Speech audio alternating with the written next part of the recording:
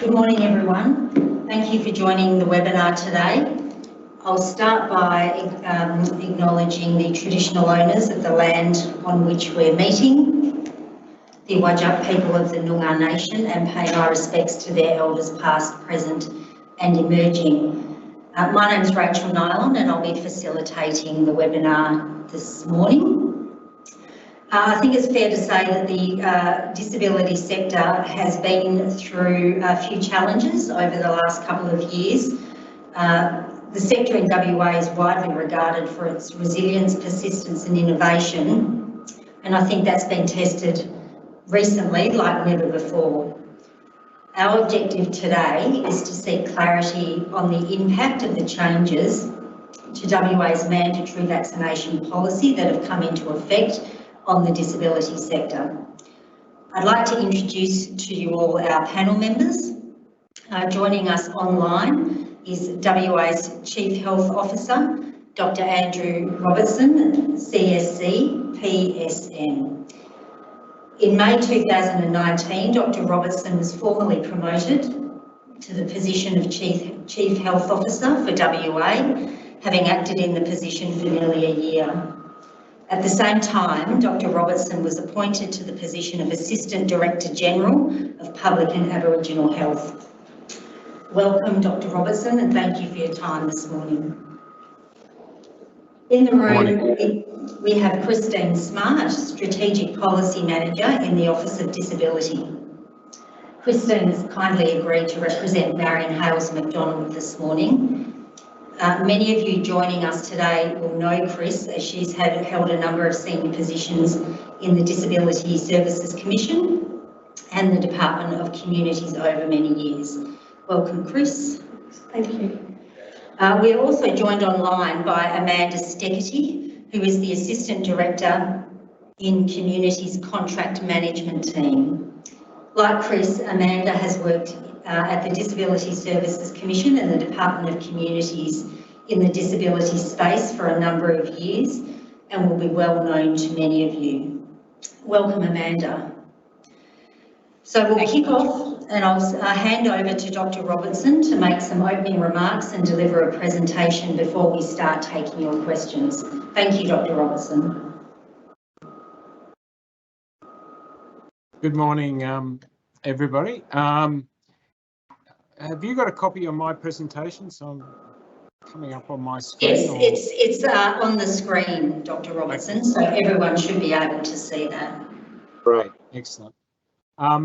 So I'm not sure who's operating it, so if I can just move to the next slide, that'd be great.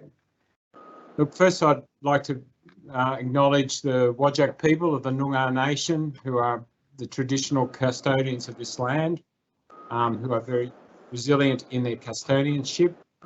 I want to celebrate their culture today and every day and note how privileged we are to share this country. And I pay my respect to elders past, present and emerging. Next slide, please.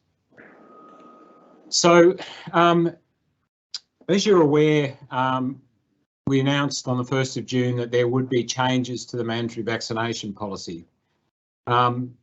We've had an amazing uptake of the vaccines with we're now over 82% dose greater than 16 years of age and quite high rates in other. We're around 10% higher than almost any other Australian jurisdiction. And it was at this point, given our coverage, that it was, as we have said all along, is that we would continue to review the vaccine mandates and to ensure that they were proportionate to the public health risk.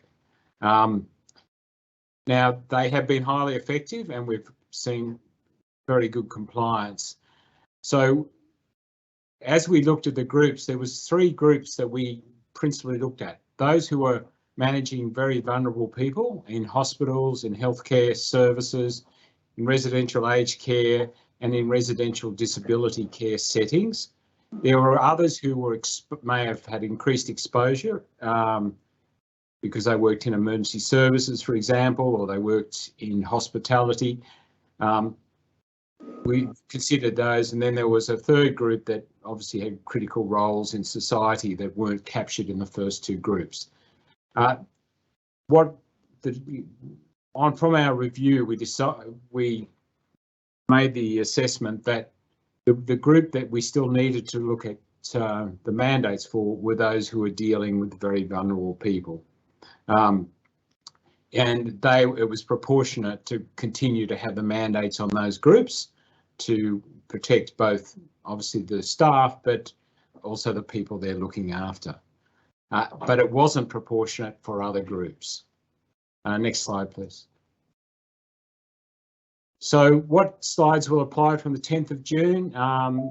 The health worker directions continue. These are largely in place. There's been a couple of minor changes to those directions just to remove where there was some overlap between other directions. The primary healthcare worker restrictions will continue. That's largely in the primary care, allied health and similar areas. The workers in residential aged care directions continue, and then people will be aware we had community support directions. Those have been revoked and have been replaced by the disability support accommodation workers, restrictions on access directions, and we'll go into those in a bit more depth. The booster vaccination directions, which require boosters after 3 months after the initial primary doses, will continue. So if people are already required to have the booster as part of these directions, then they will still be required. That will still be ongoing. Next slide, please. So as I said, these were previously mandated under the community care services workers restrictions on access directions, which have now been revoked. So it will only apply to those workers in disability support accommodation facilities. So, and that is defined, and this is actually straight from the direction, as a staffed residential service at which treatment or care is provided specifically for people with a disability, whether by carers or others. It doesn't include an exempt disability support accommodation. Those, what we're primarily talking about there as exempt is private psychiatric hostels, but there may be others facilities that I or one of my delegates exempt in writing. So as we find with all of these directions is that there are facilities that hadn't necessarily been accounted for, and we may have to, you know, on consideration, exempt them because they don't fit into those the broader sort of definition. Next slide, please. So obviously, what workers in disability support accommodations are mandated. Person who provides goods or services, so anybody who works basically in that facility, and that includes admin staff, ancillary staff, including sort of laundry, whether it's security officers, regular maintenance staff, any students on placement, and anybody who provides disability support at that facility.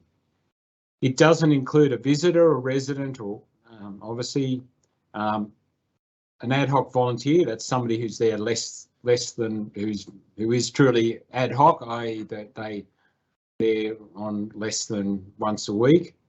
Obviously, family members, advocates, or in-reach services, including things like pastoral cares, hairdressers, and tradespersons.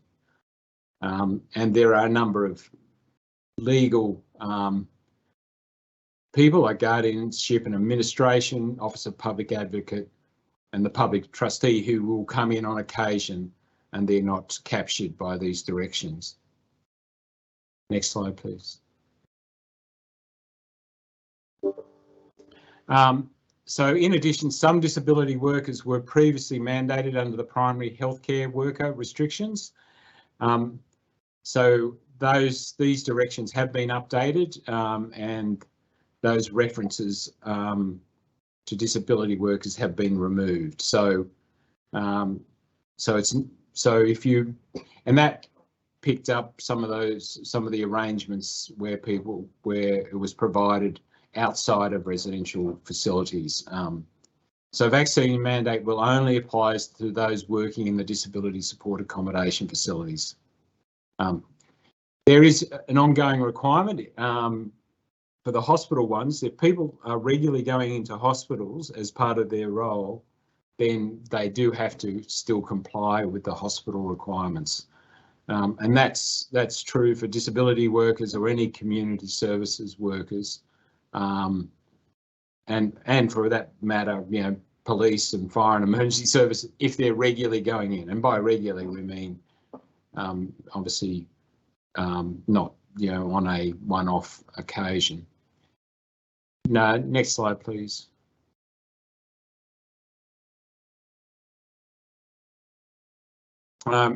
With exemptions, couple of exemptions just to be aware of. Obviously, medical exemptions, if there is an issue with the vaccine, can be provided by a GP or other doctor. And at my own office can provide temporary exemptions where, for example, somebody is waiting for a specialist review or the like. We have issued a class exemption for people who've recently had COVID-19 infection. They're not required to apply for an exemption, but are exempt for 4 months from the time that they were infected. But they obviously need to show their employer proof of infections, whether that's a statement from the Department of Health showing proof of the PCR result or a proof of the rapid antigen test. The other thing is obviously that these exemptions are around entry. They're around restricting people from entering the designated facilities. So they're not around saying you have to be vaccinated. What they are saying is if you make that choice not to be vaccinated, you may not be able to enter these, you will not be able to enter these designated facilities. So they could work, depending on the organisation, ultimately in an alternative part of the organisation, or obviously could seek other employment. Obviously, there is still a recording requirement on employers and owners and people in charge, and that's laid out clearly in the directions. And how you manage non-compliance with this remains with the employer. Obviously, if the whole organisation is non-compliant, then the Department of Health does have a compliance team, i.e., for example, if you are letting people in, if you are required under these or other directions not to let people in, and you are letting people in, and it hasn't been generally a problem with this industry. It's been more of a problem when we had requirements on things like hospitality and restaurants that we had those issues. Then obviously we do have the ability to investigate that further. Next slide, please. So that's hopefully just a quick run throughs to bring people up to speed and hopefully for further discussion during the panel and happy to take any questions. Thank you, Dr. Robertson. We did receive a couple of questions submitted prior to the commencement of the webinar, so we might just kick off with those while the questions are coming through the chat function. So I'll read out the first question. Are existing workers who have not had their booster no longer required to be fully vaccinated? For example, if they have been on maternity leave or had a temporary exemption?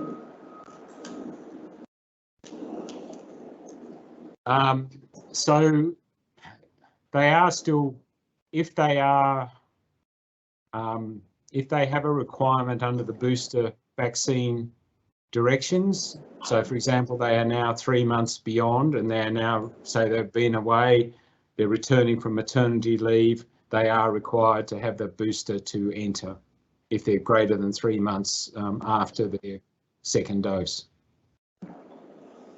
Thank you. So the next question I have is vaccination a requirement for employment of new support workers? That's a decision for employers.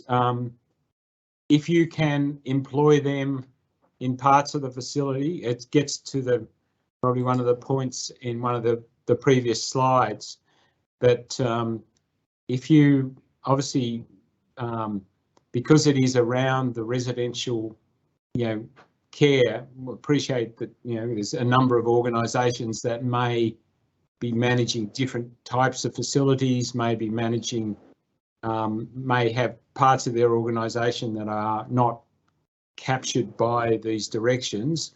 It's up to the employer as if they can employ them in other parts. So, for example, Department of Communities may have staff who work in a residential disability services facility. They'd obviously be captured, but if somebody's working in their headquarters, they wouldn't at this stage now be captured. And so it's up to the employer as to make that decision whether they want to employ that person. And I think in part that goes to the next question that we have, which is, can unvaccinated workers who are not employed in a residential disability support role return to work? For example, support workers who assist people with disability in the community. There is nothing restricting them from returning to work, but it is a decision by the employer as to whether they can employ them in those roles. If that is all of their role and they want to employ them supplying that care, yes, they can. The directions do not prohibit that. The next question that we have is, some organisations will continue to require masks as these are reasonable PPE control measures. Is it also reasonable to require COVID vaccination, as is the case in some settings for flu vaccination? It's certainly, that again is up to the employer. Yes, you may decide as an employer that you want to continue to require vaccinations as another measure to protect both your staff and your clients. So it is reasonable, and you'll be aware that in industry some companies are allowing some groups back. So, for example, I think Rio has indicated that they are allowing unvaccinated people back, but they are requiring additional testing. While BHP has come out, I think, in the last 24 hours and said that they're going to continue to require people to be vaccinated to return to work. So it is up to the employer to a degree, if you want to go beyond what's required in the directions. Thank you. The next question I think has already been answered in your slide. I'm seeking a definition around residential disability settings, which was articulated in the slide that you presented, Dr. Robertson. But one of the themes that we're seeing coming through in the questions is, does that extend to a person receiving high intensity supports in their own home? No, it doesn't, and that was deliberate. It's around a staffed residential facility rather than in their own home. The risk in their own home, obviously, there is a risk that they could pick up the disease from other sources, including family and friends visiting them from there. Obviously, in a residential disability setting. There are further controls on who can enter and how, and the vaccination status of those people. So it doesn't preclude people providing that service in that setting. And would the same response apply, Dr. Robertson, in co-residency models of support that is delivered in the disability support area? So multiple people with disability living in a private facility that has support workers coming and going? That's no. If they're residents, I mean it's a co-residency, but they are at home.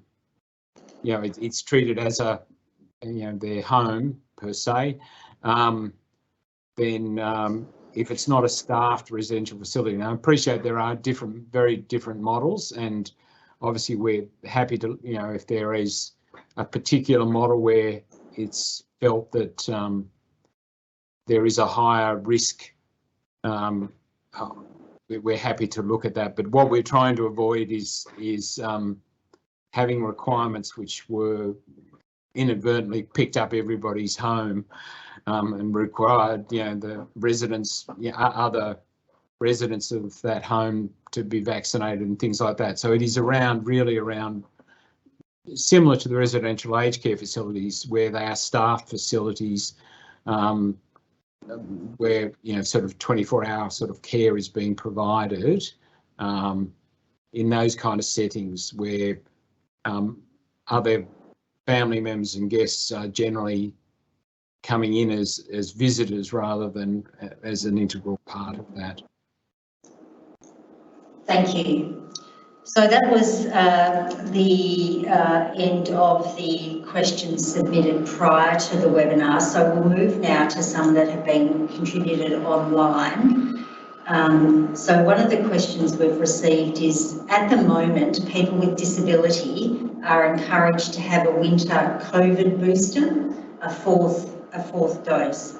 Is this going to be extended to disability support workers in high-risk settings? It's not. ATAGI has not recommended it be given to any occupational groups. So they're not recommending it for healthcare workers. They're not recommending it for residential aged care workers, or recommending it for disability services workers. So at this stage, it isn't going to be extended to that group. Thank you. Next question from Rise.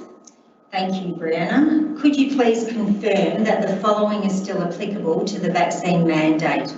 Aged care staff in the community, people with disability staff in the community, aged care respite facilities and supported accommodation for people with disability, mental health staff in the community, for example, FDV refuges for young women. So it's quite a large question. The reality is, if it's providing healthcare, community healthcare support or similar support in the community, it is not covered by these. So there's a number of those in that one. For example, aged care staff providing care to somebody in their house in the community is not covered by these mandates. So this is similar to what has been in place previously. What has happened is that the community services directions have been revoked. They picked up a number of these things. So it is very much around residential, either aged care facilities or disability services facilities, staffed facilities that are now covered. If they sit outside that, then the mandates are no longer in place. So mental health would sit outside that? Yes. Well, it depends on, mental health staff may have been covered by others under the healthcare, under the primary. It depends on how they were covered. If they mental health staff, for example, public or private hospital systems, then they would be covered under the under their requirements. Community care staff would not be. Thank you. Next question from Andrea Williams.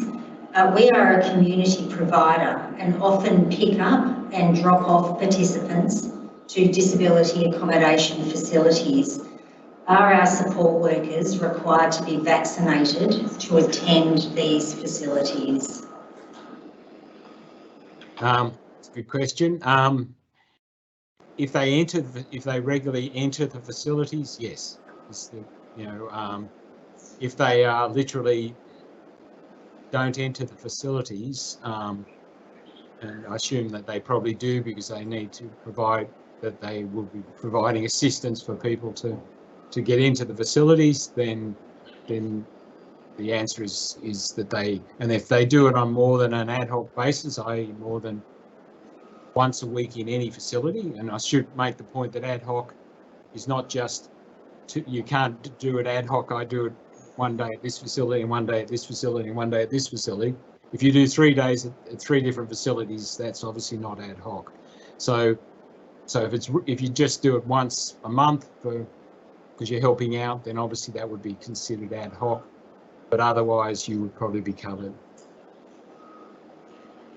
Thank you. Next question from Sarah. Has the mandate been revoked for supported employees who work in an ADE environment, an Australian Disability Enterprise environment?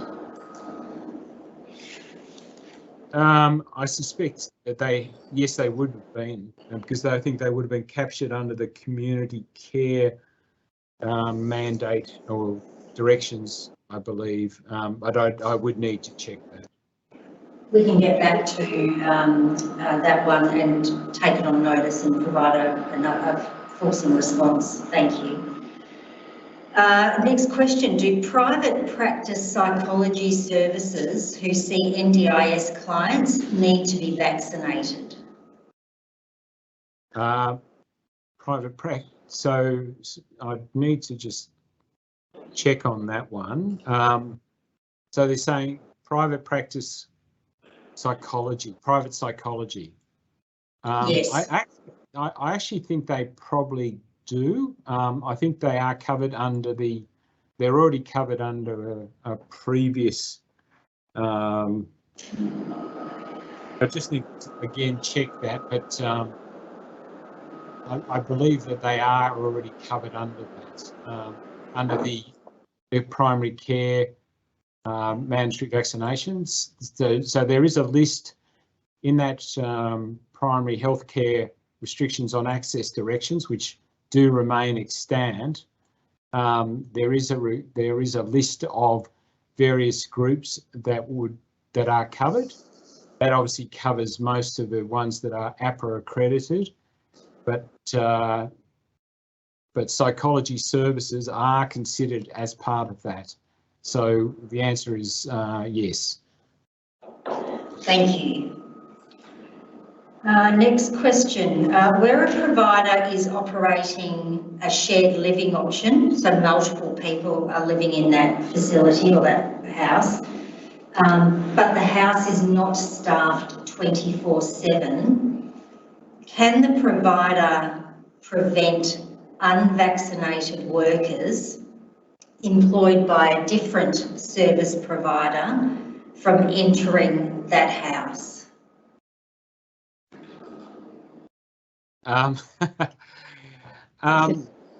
Yes, yeah, look, I think we'd have to look at I think the answer is probably no, because I don't think it would be captured under the directions, but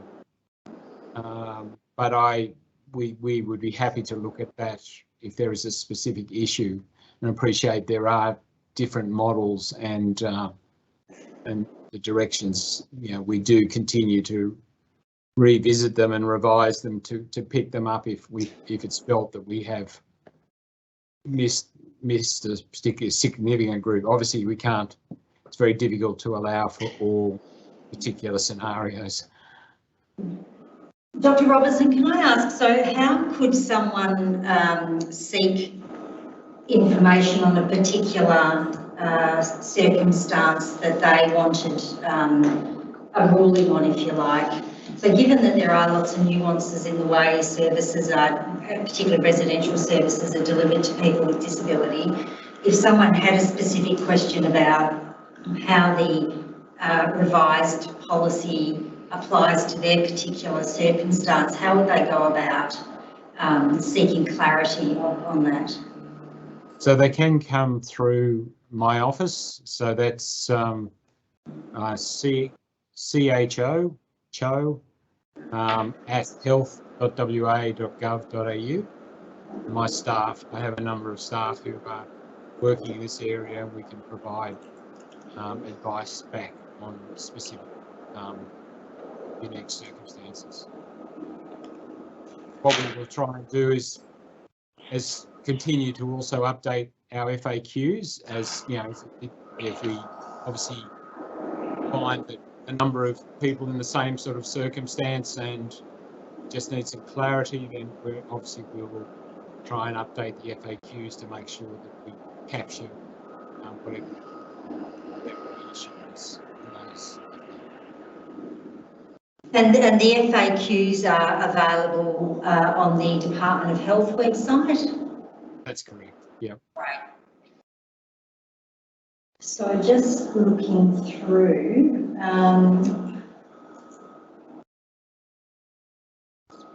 another question. We have a number of sites, but also a corporate, the question's just disappeared from my screen. Please forgive me.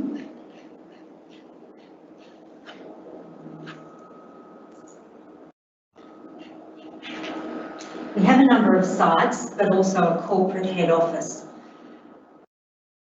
One of our staff members at corporate head office has an exemption that expires at the end of June.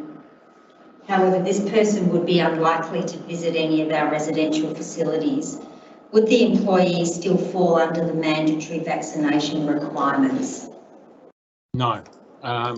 If they are working, assuming they don't have to ever enter those facilities, and they can work purely from a corporate headquarters, if the employer is happy for that arrangement, obviously it's up to the employer, then they can continue to work. Thank you. So there's no further questions that have been submitted through the online chat. So, Chris, I might throw to you. Do you have anything from an Office of Disability perspective that you wish to add? No, not at this point. Thank you. Amanda, just going over to you, the number of service providers that are currently contracted to the Department of Communities is quite different now as it was in the pre-NDIS days. So if people are seeking any kind of support or have any queries in relation to their service agreement, how do they go about connecting with the department? Okay, thanks, Rachel. Obviously, service providers are aware of their contract manager contact details. So if they have any concerns regarding their contract with Department of Communities, that would be their first point of call. And obviously for the providers who are delivering NDIS services to people with disability, their contact would be the National Disability Insurance Agency. Just to clarify, the National Quality and Safeguards Commission would be their best port of call if it's in relation to the quality and safeguarding aspect. Terrific, thanks for that, Chris. So we've got one more question that's come through the chat. We are a non-residential service and have some support workers who haven't had a third dose. Are they now no longer required to be vaccinated with that third dose?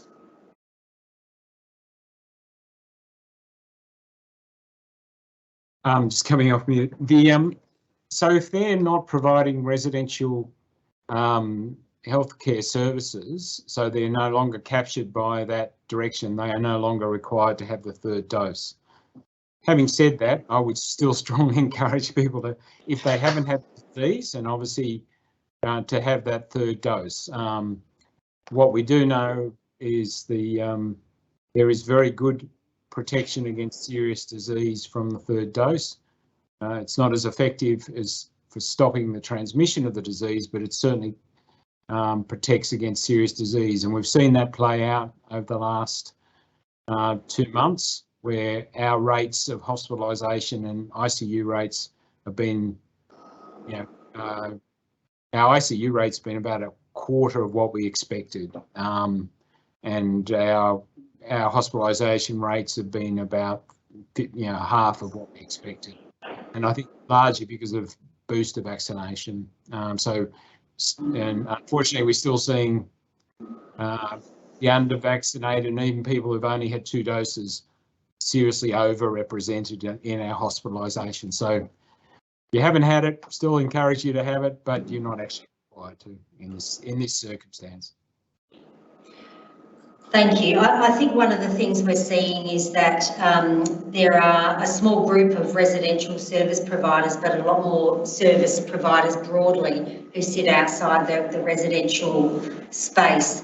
And I think what we're seeing is that it's clear that should those service providers seek to consider a response that best suits their particular organisation, they are free to consider that over and above or in addition to whatever other mandatory requirements the policy dictates.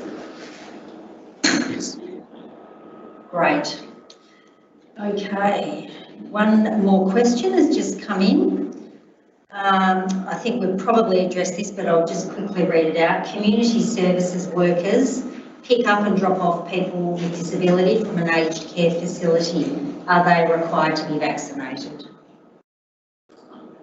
If they enter that facility, they are, and they do it regularly, gets back to our doing it on a regular basis, then they are required. Similarly, if they're going to a hospital, they would be required as well. So if they're taking people into a hospital regularly or from an aged care facility, they would be required to be vaccinated, and including the booster if they're eligible for it. Great, thank you, Dr. Robertson. Well, we haven't got any more questions coming through. Oh, we've got one more, I've been told. Okay. We have stood down employees not vaccinated at all and a non-residential service provider. Assumption is that these employees can return to work. Is that correct?